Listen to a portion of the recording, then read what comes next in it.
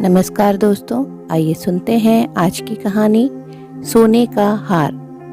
क्या रागिनी ससुराल में अपने माता पिता पर लगे झूठे आरोप को मिटा पाई? रागिनी का मन रात से ही अशांत था। वह अपने रोज की तरह काम में बिजी थी। सुबह से ही आज घर में भी खामोशी पसरी हुई थी। घर में सब लोग उठ चुके थे, लेकिन किसी ने किसी से कोई बात तक नहीं की। सब चुप थे। आखिर बोले तो बोले क्या? कल रात जो कुछ भी हुआ सब उसी के सदमे में थे अभी भी। रोज सुबह सुबह जिनकी तानों के बगैर शुरुआत नहीं होती, वो अनुभा जी आज खामोशी से अपनी पूजा पाठ कर रही थी। और रोज माँ की हाँ में हाँ मिलाने वाला बेटा विशाल अखबार में आग गड़ाए बैठा हुआ था। और रागिनी, हाँ, उसकी जीवनचर्या में कोई फर्क ही नहीं था। वो रोज इस समय रसोई में सबके लिए नाश्ता तैयार कर रही होती थी और आज भी रसोई में सबके लिए नाश्ता तैयार कर रही थी। पर नाश्ता बनाते बनाते हाथ तेजी से चल रहे थे, पर उससे भी ज़्यादा तेजी से उसका दिमाग चल रहा था। आज उसके काम की तेजी देखकर उसका पति और सासू माँ दोनों हैरान थे। एक दो बार दोनों ने एक दूसरे को देखा भी और इशारों में पूछा भी कि आखिर बात क्या है, करने क्या वाली है ये। पर दोनों को कुछ नहीं पता था, इसलिए चुप थे। रागिनी ने फटाफट नाश्ता बनाया और टेबल पर परोस दिया, पर किसी से कुछ कहा नहीं और अपने कमरे में चले गई। नाश्ता देखकर सासू माँ अपनी पूजा समाप्त कर नाश्ता करने बैठ गई। विशाल को भी सासू माँ ने इशारे से कहा कि वह भी आकर नाश्ता कर ले, तो विशाल भी अपनी माँ के पास ही आकर बैठ गया और नाश्ता करने लगा। इधर रागिनी अपने कमरे में जाकर बैठ गई। बैठे बैठे ही उसे वो दिन याद हो आया जब शादी के 15 दिन बाद उसके माता पिता उससे मिलने के लिए उसके ससुराल आए थे। उस समय रागिनी अपने कमरे में अलमारी में अपना सामान जमा रही थी। साथ ही उसमें अपने सोने के गहने भी पलंग पर ही रखे थे, ये सोचकर कि इन्हें सासू माँ को संभालने के लिए दे देगी। लेकिन जैसे ही उसने सुना कि उसके माता पिता उससे मिलने आए हैं, वो अपना सामान वैसा ही छोड़कर बाहर दौड़ी चली आई। कुछ देर बाद उसकी ननद की बेटी जो 5 साल की थी, वो खेलते खेलते उसके कमरे में आई और वहां रखे सामान से खेलने लगी। आखिर बच्ची ही तो थी। खेलते खेलते ही उसने हार उठा लिया और उसे बाहर लेकर आ गई। उसे ननद ने देख लिया और उसकी नीयत उस हार पर खराब हो गई। उसने फटाफट उससे हार लेकर अपने आंचल में छुपा लिया। थोड़ी देर बाद रागिनी अपनी मम्मी को लेकर अपने कमरे में आई तो उसकी मम्मी ने टोका, रागिनी, तुमने गहने ऐसे कैसे रख रखे हैं बेटा? ऐसे सामान खुला नहीं छोड़ती, इन्हें संभाल कर रखो। जी मम्मी, आप बैठो तो सही। कहते कहते रागिनी गहने उठाने लगी तो हैरान रह गई। उसका हार गायब था। वो फटाफट अपना हार ढूंढने लगी तो उसकी मम्मी ने कहा, क्या ढूंढ रही है बेटा? मम्मी, मेरा सोने का हार नहीं मिल रहा, वो जो आपने दिया था यहीं पर तो रखा था। ये बात अंदर आती हुई सासू माँ ने सुन ली और उन्होंने एक पल नहीं लगाया हंगामा करने में। कमरे में आते ही चिल्लाते हुए बोली, तुमने ऐसे कैसे हार गुमा दिया बहू? तुम इतनी लापरवाह कैसे हो सकती हो? उनकी आवाज़ सुनकर रागिनी एकदम चुप हो गई तो उसकी मम्मी बोली, समधन जी, थोड़ी शांति रखिए, यहीं कहीं रखा होगा। माफ़ करना समधन जी, आपने अपनी बेटी को कुछ भी नहीं सिखाया है। उसे ये तक नहीं पता कि अपने सोने के गहनों को इस तरह लापरवाही से नहीं रखते। अनुभा जी इतनी जोर से चिल्ला रही थी कि उनकी आवाज़ सुनकर रागिनी के पापा और विशाल भी कमरे में आ गए। रागिनी की मम्मी ने हिम्मत कर अनुभा जी से कहा, अभी थोड़ी देर पहले इस कमरे में से बच्ची खेलते हुए बाहर आई है, क्या पता उसने कहीं। खबरदार समधन जी, आपने चोरी का इल्जाम मेरी नातिन पर लगाया तो। आप जैसे लोग खुद अपनी बेटी के घर में आकर चोरी करते हैं और इल्जाम दूसरों पर लगाते हैं। मम्मी जी, आप ऐसे कैसे मेरे मम्मी पापा पर चोरी का इल्जाम लगा सकती हैं? रागिनी के इतना कहते ही अनुभा जी ने जोर जोर से चीखना चिल्लाना शुरू कर दिया। लेकिन मजाल कि उसने ननद ने एक बार भी अपना मुंह खोला हो। यहाँ तक कि जब वो छोटी सी बच्ची आगे बढ़कर कुछ बोलने लगी तो उसे खींचकर दूसरे कमरे में ले गई, यह कहते हुए कि छोटी बच्ची पर इन सब बातों का गलत असर होता है। बात बढ़ती देखकर रागिनी के माता पिता ने हाथ जोड़ लिए और वहां से रवाना हो गए। जब रागिनी उनके साथ जाने को हुई तो उन लोगों ने उसे समझाकर अपनी कसम देकर वहीं रोक दिया। उस दिन के बाद से उसने मायके की शक्ल तक नहीं देखी, क्योंकि सासू माँ ने सारे रिश्ते खत्म कर दिए। विशाल अपनी माँ की बात कभी काटता नहीं था तो उसने भी कुछ नहीं कहा। लेकिन कल रात अनुभा जी के न्योते पर ननद नंदोई जी घर पर खाना खाने आए हुए थे। वो सब लोग बैठकर खाना खा रहे थे और रागिनी सबको खाना परोस रही थी, जबकि ननद की बेटी खाना खाकर अपनी मम्मी के मोबाइल पर गेम खेल रही थी। उसी समय नंदोई जी ने रागिनी के बनाए हुए खाने की तारीफ की तो पता नहीं अनुभा जी को क्या सूझी, जो वो उस समय भी रागिनी को ताने मारने से बाज नहीं आई। खाना बनाना तो मैंने इसे सिखाया है, नहीं तो आता ही क्या था, आखिर चोरों के खानदान से जो ठहरी। इसके मम्मी पापा को तो अपनी ही बेटी के ससुराल में आकर बेटी का हार चुराते शर्म भी नहीं आई। यह बात ननद की बेटी भी सुन रही थी, जो उस समय मोबाइल पर गेम खेल रही थी। फिर पता नहीं उसे क्या सूझी, मोबाइल खेलते खेलते ही वह रागिनी से बोली, मामी आपके मम्मी पापा चोर है क्या? छोटी सी बच्ची के बात रागिनी के दिल में तीर की तरह चुभी, पर सासू माँ हंसते हुए बोली, और नहीं तो क्या, इसके मम्मी पापा चोर ही तो हैं जो बेटी का सोने का हार चुरा ले गए। लोग बेटियों को हार देते हैं और इसके माता पिता बेटी का हार चुराते हैं। कहते कहते वह हंसने लगी। पर यहाँ ननद की बेटी कुछ सोचते सोचते अपनी मम्मी की फोटो मोबाइल गैलरी से निकालकर रागिनी के पास आकर बोली, पर मामी मेरी नानी ने तो कितना सुंदर हार दिया है मेरी मम्मी को, देखो तो। कहते हुए उसने मोबाइल रागिनी के सामने कर दिया। उस फोटो में ननद के गले में जो हार था उसे देखकर रागिनी चौंक गई। ये तो उसका ही हार था।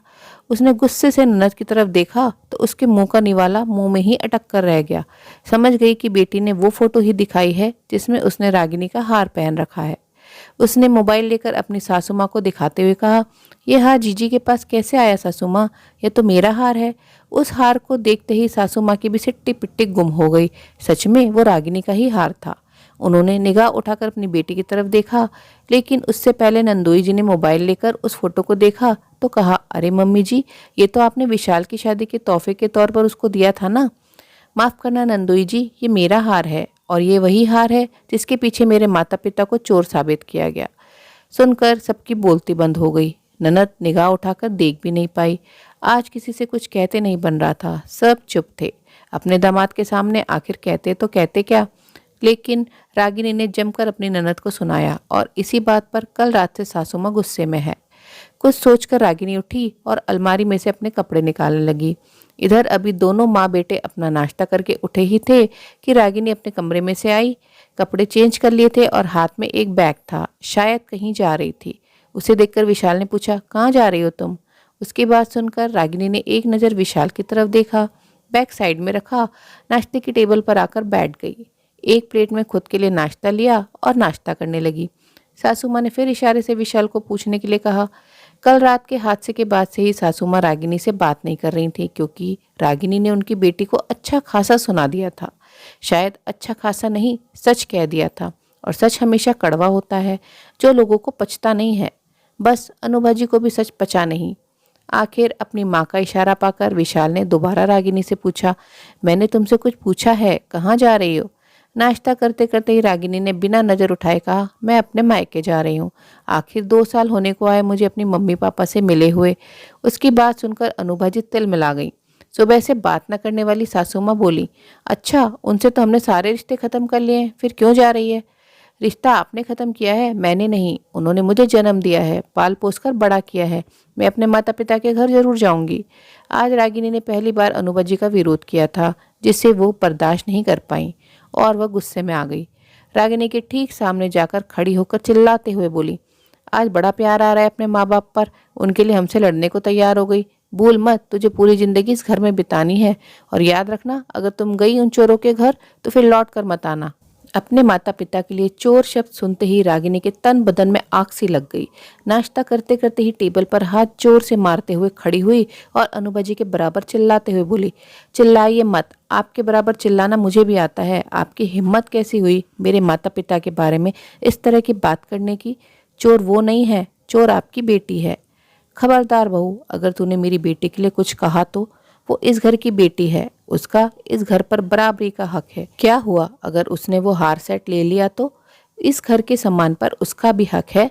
उस पर इतना हंगामा क्यों कर रही है? सासू माँ अभी भी अपनी बेटी की तरफदारी कर रही थी, जिसे देखकर रागिनी ने भी कहा, बिल्कुल सासू माँ, आपके घर के सम्मान पर आपकी बेटी का हक है, यहाँ तक कि आपके घर पर भी आपकी बेटी का बराबर का हक है। पर आप भूल रही हैं, उसने जो हार चुराया था वो आपकी बहू का था, और आपकी बहू के मायके से आए हुए सामान पर उसका कोई हक नहीं था। फिर भी उसने इतनी आसानी से उसे इस तरह चुरा लिया, और इतना बड़ा तमाशा हो जाने के बावजूद भी बेशर्म की तरह चुपचाप बैठी तमाशा देखती रही। और क्या कह रही हैं आप क्या हुआ जो उसने मेरा हार सेट ले लिया, तो उस हार सेट के पीछे आपने मेरे मायके से रिश्ता तोड़ दिया। मेरे माता पिता को कितना कुछ सुनाया, वो कहते रही कि समदन जी हमने कुछ नहीं किया, लेकिन आप तो सुनने का नाम ही नहीं ले रही थी। मैं तो उसी दिन ये रिश्ता भी तोड़ चुकी होती, लेकिन मेरे माँ बाप ने अपनी कसम देकर मुझे चुप करा दिया, ये कहकर कि हमारे पीछे अपना रिश्ता मत खराब कर। उस दिन तो बड़ा हंगामा कर रही थी आप, आज क्या हो गया सासू माँ? आपने तो बड़े डंके की चोट पर सीना ठोक कर कहा था कि हम किसी चोर के साथ रिश्ता नहीं रखते, तो आज क्या हो गया? आज आपकी बेटी चोर साबित हो चुकी है, तो अब उससे कब रिश्ता तोड़ेंगे आप? अब की बार अनुबाजी थोड़ा ठंडा पड़ते हुए बोली, बहू वो मेरी बेटी है और खून के रिश्ते ऐसे नहीं तोड़े जाते। खून के रिश्ते? मेरा भी मेरे माता पिता के साथ खून का ही रिश्ता है। अब तो तब और अब में बहुत फर्क आ गया सासू माँ। तब मेरे मायके वाले थे और अब आपकी बेटी है। खुद की बेटी से रिश्ते तोड़ते नहीं बन रहे हैं और बहू के मायके वाले से रिश्ता तोड़ने में एक पल भी नहीं लगाया आपने। बस अब और नहीं, मुझे रोकने की कोशिश भी मत करना। जिस दिन अपनी बेटी से रिश्ता तोड़ लो उस दिन बोलना, कहकर रागिनी अपने बैग की तरफ बढ़ी और अपना बैग लेकर घर से बाहर रवाना हो गई। अनुभा जी ने गुस्से से मोबाइल उठाकर बोली, इसके माता पिता को ही फ़ोन करने दो। जब दो चार खरी खोटी सुनेंगे ना तो अपने आप ही अपनी बेटी को अपने घर आने से रोक देंगे। कहते कहते उन्होंने विशाल की तरफ देखा तो विशाल ने भी हाथ जोड़ लिए। माफ़ करो माँ, मैं उस दिन भी कुछ नहीं बोला था, आज भी कुछ नहीं बोलूँगा। यहाँ रागिनी गलत नहीं है, आप अपनी बेटी के बारे में सुन नहीं पा रही हो, जबकि असल में चोरी उसने की थी। तो रागिनी से कैसे उम्मीद करें कि अपने माता पिता का अपमान सहकर वो चुप रह जाएगी।